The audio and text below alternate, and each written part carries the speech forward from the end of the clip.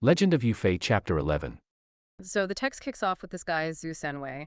He's asking the Yufei about a sword, a particular sword he has. Right. And Yufei starts laying out the history. Yeah, and he lists off some really famous ancient swords, like name-dropping almost. Longquan, Tai, Baihang, Zidian, Moye, Ganjiang, Yuchang, Jupei. It's quite the lineup. It really is. And many of those, like Moy and Ganjiang, they have their own famous, often tragic legends, usually involving huge sacrifices. So mentioning them sets a high bar. It tells you this sword we're focusing on, the Zanlu, must be something special. Exactly. So the same character in this sword's origin is a master smith, Liang Yeshan, from Sevenly Mountain. And here's a fascinating detail he's described as being from the state of Han. Now, just to be clear, this is the ancient Chinese state of Han, not modern Korea, even though the characters look the same. It shows you, though, how skills and culture moved around back then. Master artisans weren't just stuck in one place. Right. And Yishan gets this major commission from the king of Chu, who has this huge ambition, wants to basically dominate the feudal lords. So he tasks Yishan with forging two extraordinary swords, male and female swords, the text calls them, and the king believes they should be able to, get this, fly up and kill. Fly up and go. I mean, imagine being asked to make that. And Yishan's in a really tough spot here. Yeah. Because the king of Chu, the text is very clear. He's a tyrannical ruler. Yeah, not the kind of person you argue with. Exactly. Refusing could be fatal. But making swords like that? Yishan knows it'll take 3 years. A huge undertaking. The king just says, fine, take 3 years, probably didn't even grasp what was involved. Probably not. So here's the first big twist. Yeshan agrees, but secretly. He starts forging a third sword on the side. 3 years pass. The two commissioned swords are done. And Yeshan has this terrible feeling, a premonition. He tells his wife, who's pregnant at the time, look, the king is going to kill me. He predicts it. Yeah. He figures the king won't want anyone else to have weapons this powerful, so he'll eliminate the source. Which is just, wow. The foresight, but also the tragedy of it. He knows he's going to die, but he's already planning for what comes next. It's all about sacrifice. Totally. He tells his wife, bury this third sword, the male sword, and if our child is a boy, raise him to avenge me with it. And he even promises to protect them from the underworld. That belief in ancestral duty, it's so strong. It is. And then, exactly as he predicted, it happens. Yishan presents the two swords to the king. They, unsurprisingly, don't fly up. Right. Because how could they? The king is furious, executes Yishan on the spot. Just like that. His wife hears the news. She grieves, but she has to suppress it, right? Yeah. Because of his final wish.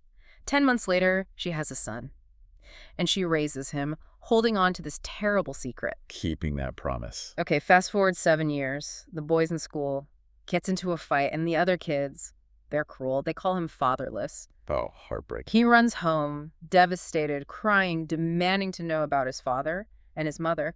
Well, she breaks down, tells him everything. The whole story. The swords, the king, the execution. Yeah, the sacrifice, the reason he's fatherless. And you just think about the weight of that on a 7-year-old kid. Destiny, vengeance. Yeah. It's immense. But that's often how these legends work, isn't it? The young, the innocent, carrying these huge burdens. It's incredible. And the boy's reaction, no hesitation. He immediately says, show me the sword. Where is it? His mother, maybe she regrets telling him now, realizing what she's unleashed, but she digs it up. The boy takes the sword, says goodbye to his mother, and just leaves. 7 years old, heading off to the state of Chu to kill a king. Unbelievable resolve. But then the story gets even darker for the mother. It does. She's overcome with, I guess, despair, remorse, knowing what she's sent her son to do. She hangs herself. Oh, no. The son finds her. And in this really grim act of devotion, he burns their house down to cremate her. A funeral pyre. So young and dealing with so much death. Then he travels alone, makes it to Sevenly Mountain where his father worked, and he just cries for 3 days and 3 nights until, the text says, blood flows from his eyes. That's such a powerful image, showing his absolute grief and determination. And then, seemingly out of nowhere, a Taoist priest appears, descends from the mountain, sees the boy weeping blood, asks him what's wrong. The boy tells him the whole story. Vengeance for his father. Okay, so a potential helper arrives. A helper, yes, but this is where the story takes a truly bizarre, almost unbelievable turn. The Taoist says, okay, I'll avenge your father for you. But, he says, I need something from you in return. Right. There's always a price in these tales. The boy doesn't even blink, offers the Taoist his own head. He offers his head. His head. And the Taoist just accepts. Accepts. Accepts. And the boy, right then and there, beheads himself. Wow. That goes beyond dedication. It's almost ritualistic. Exactly. It's this absolute commitment to vengeance, to filial piety, maybe. It's staggering. It really speaks volumes about the cultural values embedded in the story. Honor, duty, maybe trusting fate or the Taoist's power. It's extreme. So the Taoist now has the boy's head and the sword. He travels to the Chu Palace, goes right up to the main gate, the Noon Gate, and then he does the performance. He laughs out loud 3 times, then he bursts into tears 3 times. Definitely trying to get noticed. What's the explanation for that? He actually explains it himself, according to the text. The laughter is because the world doesn't recognize my treasure. And the tears are because I have this treasure but haven't met someone who appreciates it. So it's a coded message. Part arrogance, part lament, all designed to pique the king's curiosity. Exactly. And it works like a charm.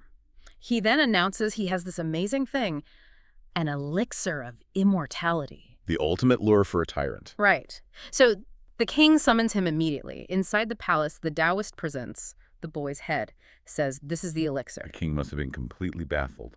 Ahead. Totally confused. But the Taoist launches into these incredibly specific, bizarre instructions.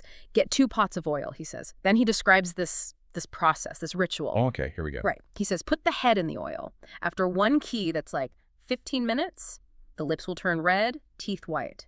After 2 key, the eyes and mouth start moving. 3 key, the head will be able to name every official in the court. Whoa, okay. He's really selling this. Oh, he's not done.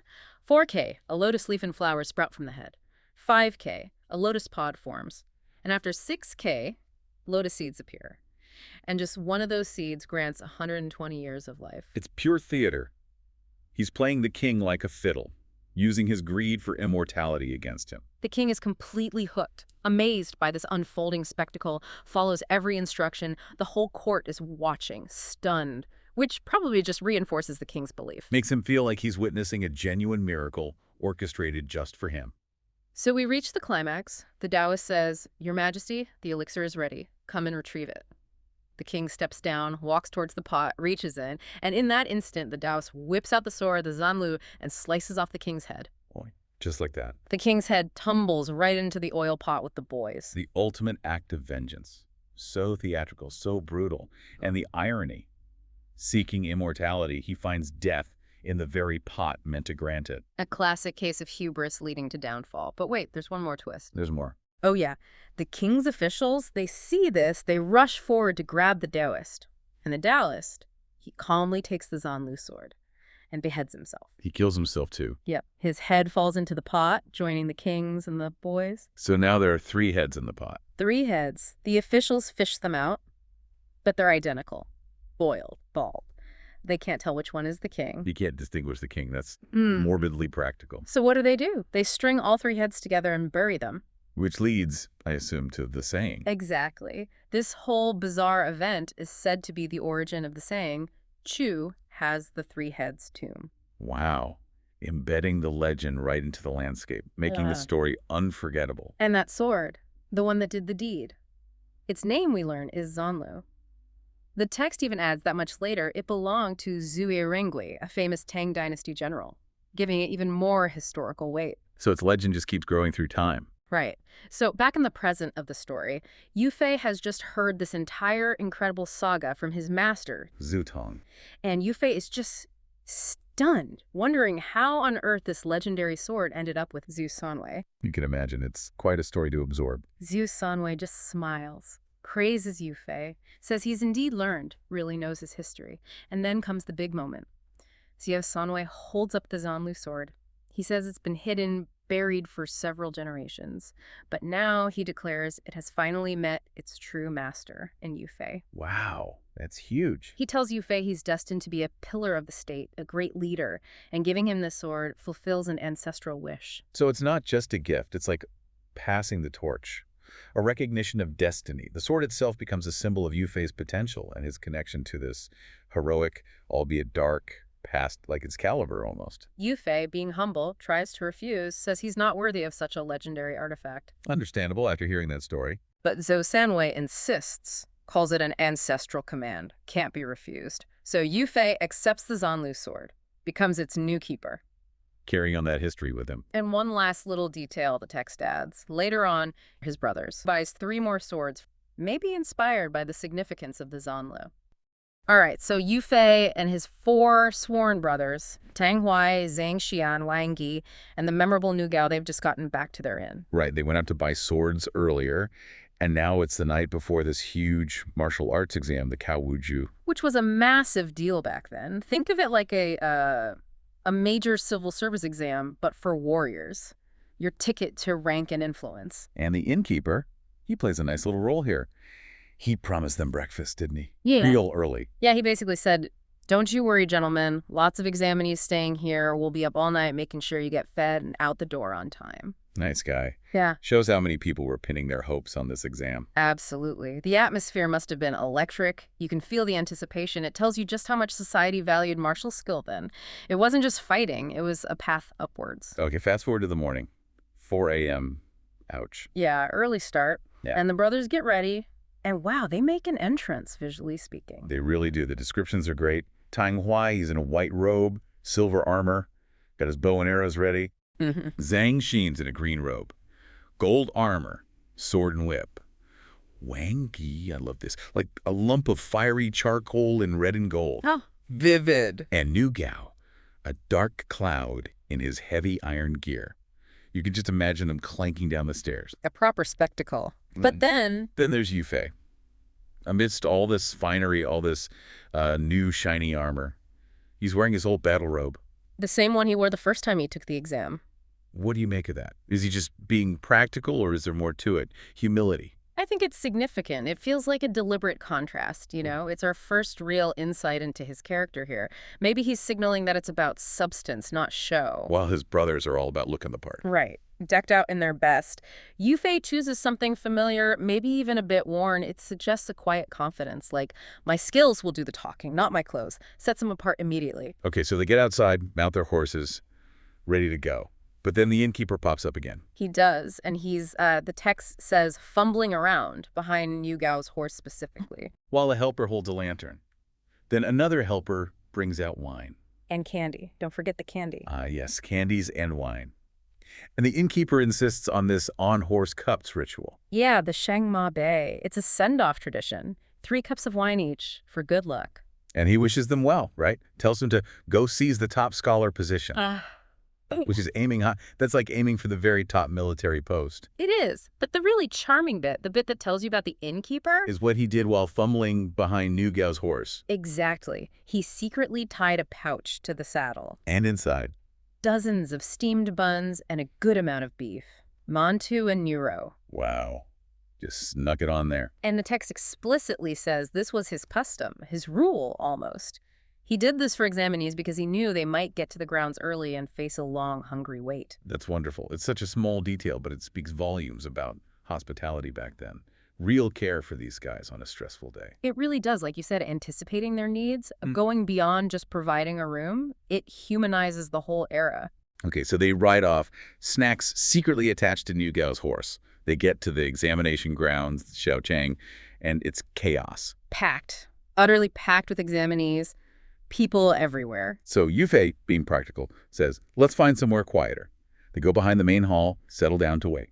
And after a while, Nu Gao has a moment, a sudden thought. Uh-oh. Involving food, I presume. You guessed it. He remembers the innkeeper messing about with his saddle. Checks it out. And finds the pouch. Jackpot. Now, this is peak Nu Gao, isn't it? His thought process is something else. It really is. He sees the food and thinks, oh, fantastic. The innkeeper must have given one of these to each of us. Logical. In a Nu Gao sort of way. And then he thinks, well, we won't have time to eat once the competition starts. So... No, he eats it. All of it. Every single bun, all the beef. Just demolishes the entire stash by himself. Oh, Nu Gao. The text says he felt stuffed beyond belief. I bet he did. It's just so relatable, though, isn't it? That impulse, that slightly flawed logic, driven by hunger and maybe a bit of anxiety. He genuinely thinks he's being practical. Until Wang Yi starts feeling hungry. Right. Wang Yi says, hey, Brother Nu, feeling a bit peckish. How about those snacks the innkeeper gave us? Let's share them out. And Nu Gao, probably wiping crumbs off his armor, says, snacks? What snacks? Don't you have your own? Leading Wang Yi to say, no, They were all tied to your horse. And Niu Gao's reaction is just perfect. Oh, this is bad. I thought you all got one. I ate it all. Stuffed myself silly. How was I supposed to know? You can just picture Wang Yi's face. Uh-huh. He's like, how could you? You eat till you burst and leave us starving. Classic sibling-style arguments. Absolutely. Hunger, stress. It's a recipe for a little squabble. But then Yu Fei steps in, and this again shows his character. Yes, this is a key moment for understanding his leadership style, even this early. He doesn't shout. He just calmly tells Wang Yi, stop arguing. If people hear us, it looks bad. It's unseemly. Keeping the group's reputation in mind. Very important. Then he turns to Niu Gao. Not angry, but firm. Gently corrective. He says basically, look, that wasn't right. Even if the others didn't have snacks, you should have asked before eating everything. You can't just polish it all off yourself. It's brilliant, really. He addresses the behavior, explains why it was wrong, the lack of consideration, without escalating the conflict or humiliating Niu Gao. He manages the team, maintains decorum. And Niu Gao gets it right. He promises. Understood. Next time, if there's anything, we'll definitely eat it together. Lesson learned, hopefully. It shows Yu Fei's correction landed effectively. It's such a human little scene. Yeah. But just as that little drama resolved. That twist. Exactly. An officer shows up. From the garrison commander's office, no less. The Lu Shou Yamen. That's a big deal, right? High command. A very big deal. This isn't just some random soldier. And he's got 2 people with him carrying food baskets. Big ones. And they announced they've been specifically sent to bring food and wine for Yu Fei and his companions. Wow. Talk about timing. The brothers are obviously thrilled, very grateful. They start eating. All except one. Right. Niu Gao, still full to bursting, has to pass. Wang Yi gets in a little dig, naturally. Guess you couldn't manage anymore. But what does this unexpected delivery tell us? Why Yu Fei specifically? That's the really interesting part, isn't it? Yeah. It implies Yu Fei already has status, recognition, even before the exam. It strongly suggests that this isn't just random catering. It's official provision sent by a top commander for him.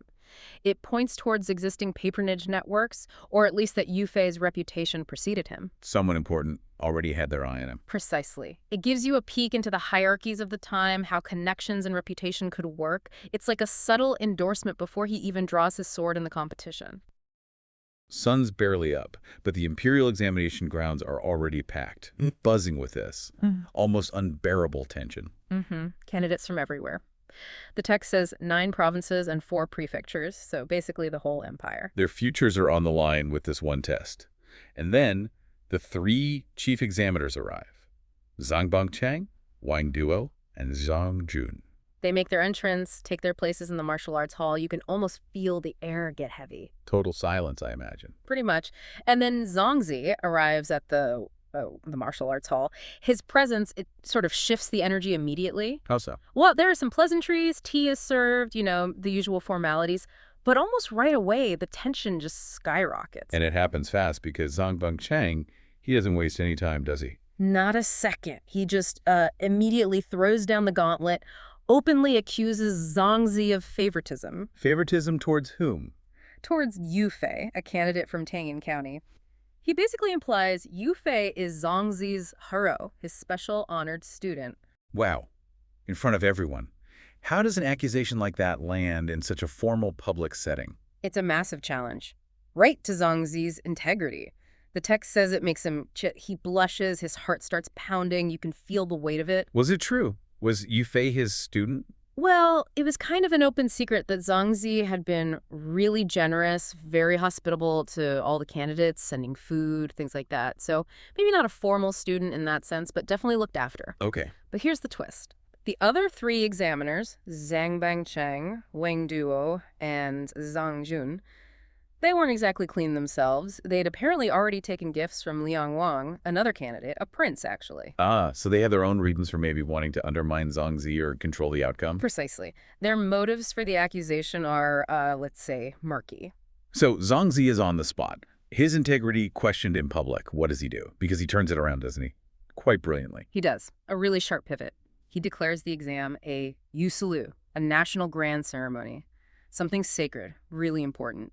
Yeah, elevating the stakes. Exactly. And then he demands that all the examiners take a public oath, right there, before the gods, to prove their sincerity and their commitment to fairness. Whoa! An oath? That's unexpected. Completely unprecedented. It immediately puts everyone else on the defensive. And he goes first, right? Leads by example. He does. He kneels down, prays to heaven, to the spirits, vowing to be totally impartial, to select genuine talent for the court. And the consequence? If he's dishonest? Chillingly direct. He must die under sword and arrow. That is a serious vow. No messing around. Absolutely. A very traditional, very grave oath for that time. Now, Zheng Bengsheng sees this, and inwardly, he's furious. I bet. The text tells us his inner thought. Basically, this old man is ridiculous, or what a muddled fool. He thinks it's absurd. Totally. But he's trapped. He has to kneel. But his oath. Oh, it's a piece of work. A masterclass in, well, cunning. Okay, what does he say? He vows that if he deceives the emperor, or takes bribes, or neglects talent, he will. Get this. Which means? Be a pig in a foreign country in this life and die by the sword. A pig in a foreign country. Exactly. And he's incredibly smug about it. He thinks, how could that possibly happen? He even calls it a toothache curse. Something annoying, but ultimately meaningless. So he thinks he's totally gamed the system. Yeah. Just saying words that sound bad but mean nothing. That's his calculation. It really reveals his character, you know? Cynical, trying to outsmart fate itself. And what about the second examiner, Wang Duo? Wang Duo sees Bang Tang's clever oath and immediately copies the style. Oh, no. He vows that if he's dishonest and if Bang Chang becomes a pig, then he, Wang Duo, will... become a sheep and die the same way? Yep, become a sheep and die the same way. He's apparently secretly amused by it all, thinking, you're tricky, but hey, I can play this game too. It's like a contest in who can make the most ridiculous loophole-filled oath. Okay, so we have a pig and a sheep. But there's the third examiner, Zongjun. Does he join the barnyard pledges? Or does he do something different? I feel like this is where it gets really interesting. He absolutely does something different. And you're right, this is where it gets fascinating and maybe a bit unsettling. Zheng Jun watches the other two make their tricky, clever oaths. He clearly sees what they're doing. He's not fooled. Not at all. And his own oath is unique.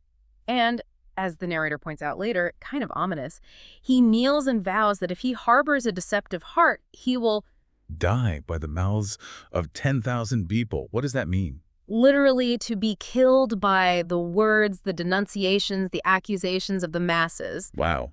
That's different. Not an animal in a foreign land. Something much more possible, perhaps. Perhaps. But here's the really crucial part, the thing that gives you chills when you read it. While the narrator pretty much dismisses the pig and sheep oaths as just land lip service, empty words, it explicitly states that Zhang Jin's oath, this vow to die by the mouths of 10,000 people, was later... It was fulfilled. It was fulfilled. At Yufei's tomb, no less, or Yu Muwang's tomb, as he was later known. Wait, so his clever oath actually came true, unlike the others? Exactly. It wasn't just a metaphor, it wasn't just words. It apparently became his literal fate.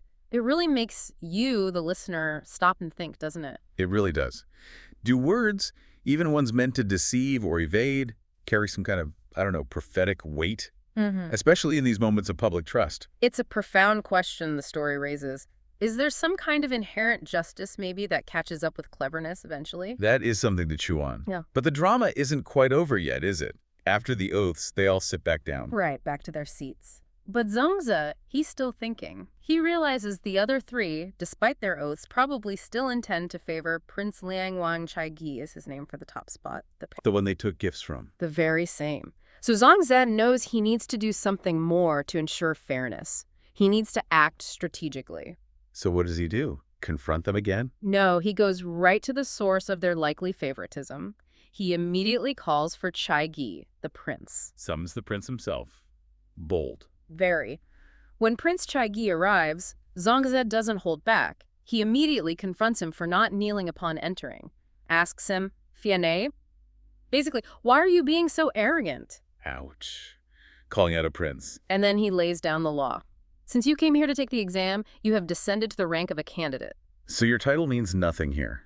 Precisely. He emphasizes that a candidate, any candidate, must bow to the chief examiner. No exceptions for royalty. And he pushes further, doesn't he? Yeah. Questions the prince's motives. He does. He asks Chaigi why on earth he'd give up his princely status to compete for the title anyway.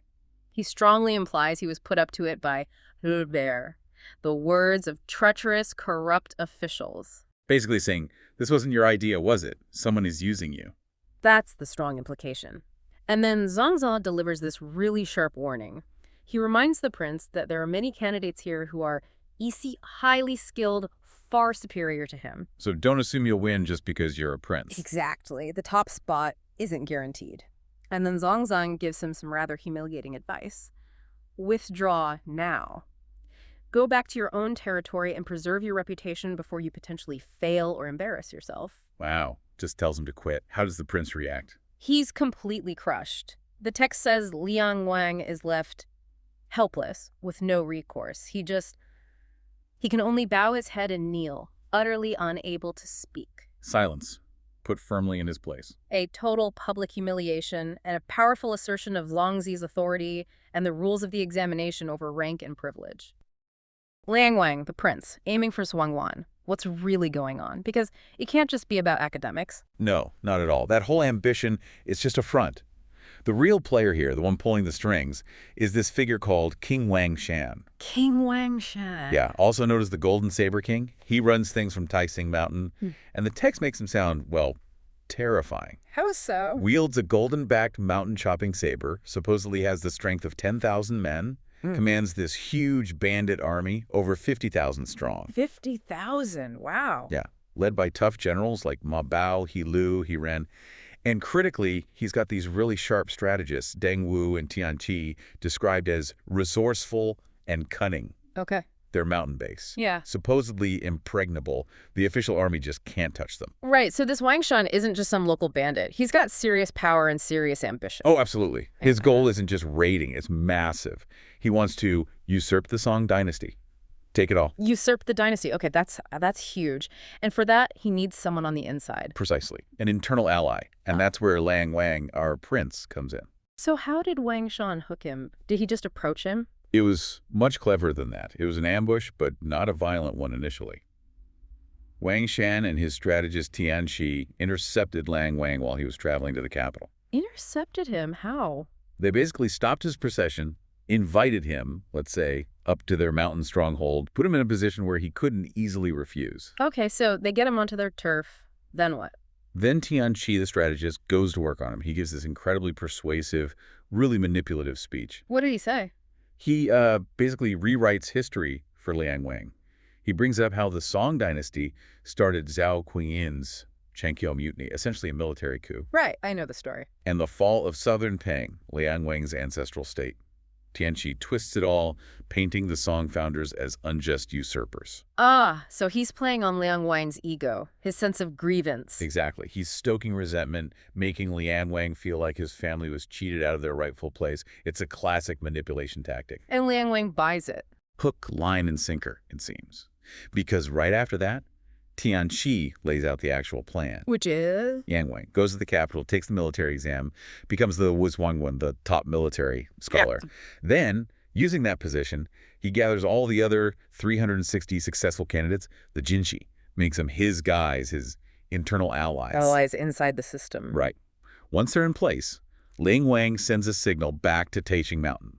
Wang Shan invades, and with Liang Wang's network helping from within. Chaos. Total chaos. Right. And the promise to Liang Wang, Wang Shan will help him get the restoration of his old empire. Yeah. Make him emperor. It's almost hard to believe a prince would fall for that. He's already so high up. I know. But the sources say he was greatly delighted. He immediately starts promising Wang Shan shared wealth, shared power. Completely missing the point. Completely. He has no idea. Wang Shan just sees him as a useful tool, a pawn, to clear the way so Wang Shan can grab the throne for himself. So Liang Wang is just utterly duped. What does he do next? He gets to the capital. And he acts immediately. Doesn't waste any time. First thing, he bribed 3 chief examiners. Just like that. Bribed them. Yep. And they agreed, just like that, to sell the military's Wang Yin title to him. The corruption is just right there on the surface. Wow. So the whole exam is rigged from the start. Pretty much. But then something unexpected happens. A bit of integrity shines through. Oh. A guy named Zhangze. The text calls him loyal to the country.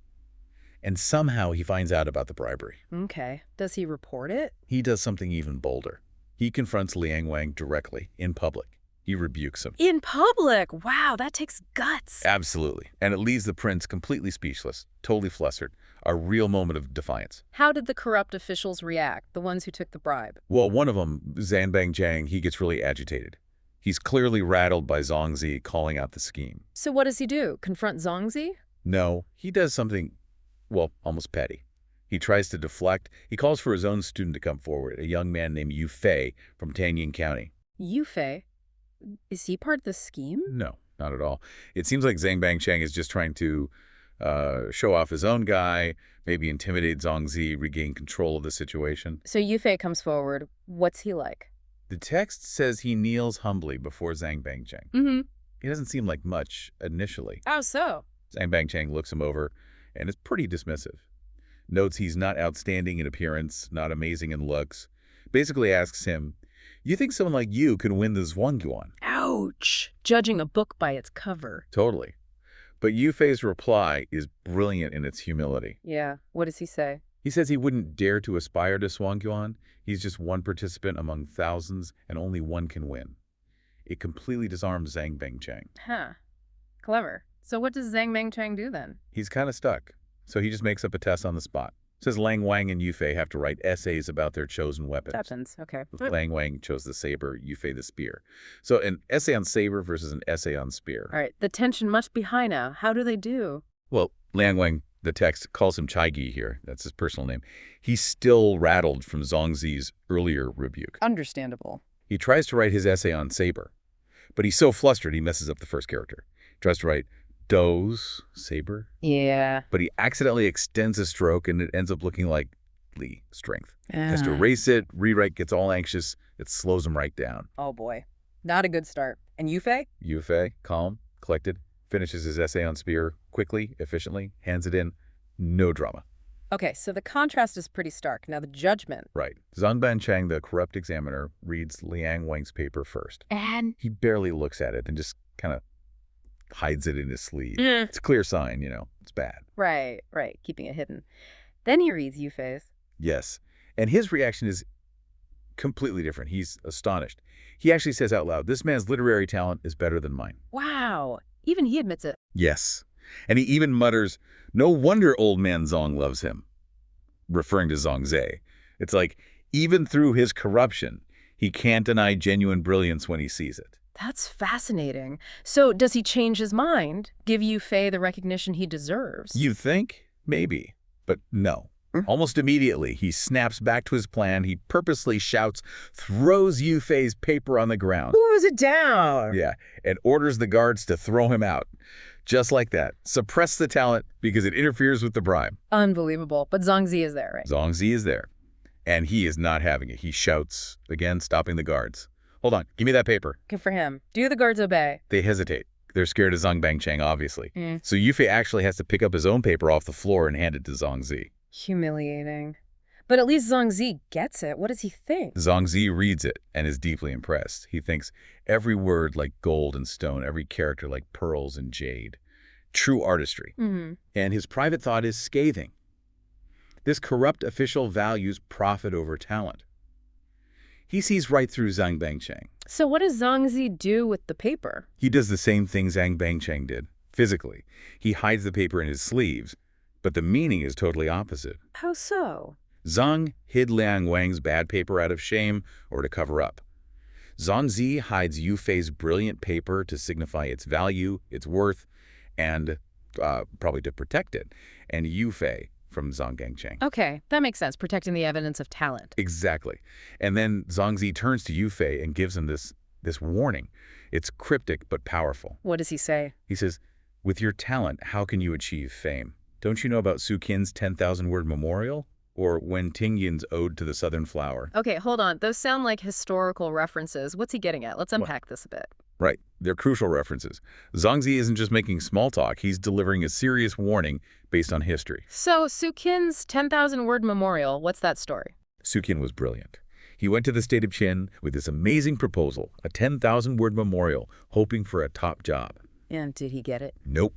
The prime minister of Qin at the time, Yang, recognized Su Qin's genius immediately. but he was also deeply jealous of his talent. Ah, jealousy. Exactly. Yeah. Yang feared Su Qin would outshine him, take his power, so he rejected Su Qin's brilliant plan and instead promoted someone less capable, Zhang Yi, who wouldn't be a threat. Talent sidelined by insecurity. Okay, I see the parallel. What about the second one? When Tingyin and the Ode to the Southern Flower. That sounds even more ominous. It is. This story involves Huan Wen, a Wow. prime minister in the Jin dynasty. He needed to write this specific poem, the Ode to the Southern Flower. It was about a flower called an iron-stemmed begonia. Okay. But Huan Wen couldn't write it well himself, so he secretly got his ghostwriter, Wen Tingyan, who was a known literary genius, to compose it for him. A ghostwriter. Then Tingyan writes this absolute masterpiece. Huan Wen reads it and is just blown away. Too brilliant, in fact. Too brilliant. He realized instantly that if the king saw this poem, he'd recognize Wen Tingyan's superior talent and might favor him over Huan Wen. His own position felt threatened by his ghostwriter's genius. Oh, no. What did he do? This is the dark part. Huan Wen poisoned Wen Tingyan to death. He killed him. Killed him. Then he just copied the poem and submitted it as his own work. Mm-hmm. It's a chilling story about how envy can literally lead to destruction. Yeah. Talent seen not just as competition, but as an existential threat. Wow. That's incredibly dark. So bringing it back to Yu Fei, Zhangze is telling him. He's telling him, look, you're brilliant, your essay proves it, but in this environment, with people like Zhang Bangchang around, that very brilliance makes you a target. Right. It's that timeless warning about envy of the virtuous and jealousy of the capable.